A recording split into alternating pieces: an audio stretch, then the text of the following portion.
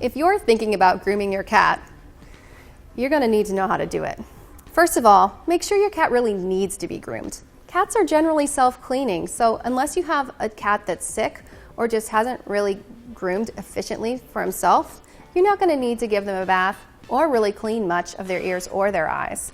However, if you have a cat that's a little under the weather, sometimes they don't groom very well, and you can also see this runny discharge from their eyes. Essex only has a little bit of that going on right now, but if one wanted to clean that area, you can take a little moist cotton ball with some saline solution. Make sure it's optic grade, and you can just wipe the cotton ball right here along her eyes.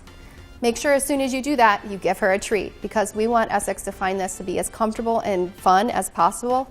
It's not something that's very normal for cats to tolerate, so you have to tell her that, hang in there, kiddo, because you're going to get paid at the end of this.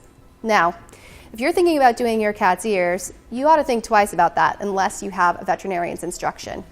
Most cats' ears don't need to be cleaned at all. If they do, speak with your veterinarian about the specific type of medication that you're supposed to use, because depending on the type of medication, that's going to depend on how you actually administer it to the cat's ears. Now, if you just need to groom your cat overall, there are a variety of different brushes and gloves that can be handy for them. Try to pick one that you think your cat will like the best and keep your sessions really short. So, in the case of Essex, if she weren't feeling very well or just wasn't doing a very great job of grooming, I might take a brush and rub it right along her spine like this. I'm scratching her at the tail region because I know she likes that, so I'm giving her a little bit of a reward. Brush, brush, treat, and then come back a little bit later to do other parts of her body.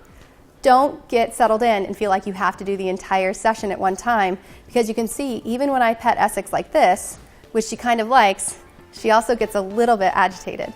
So we want to make sure that she stays nice and calm the entire time. And that's how to teach your cat to be comfortable with grooming and other medical procedures.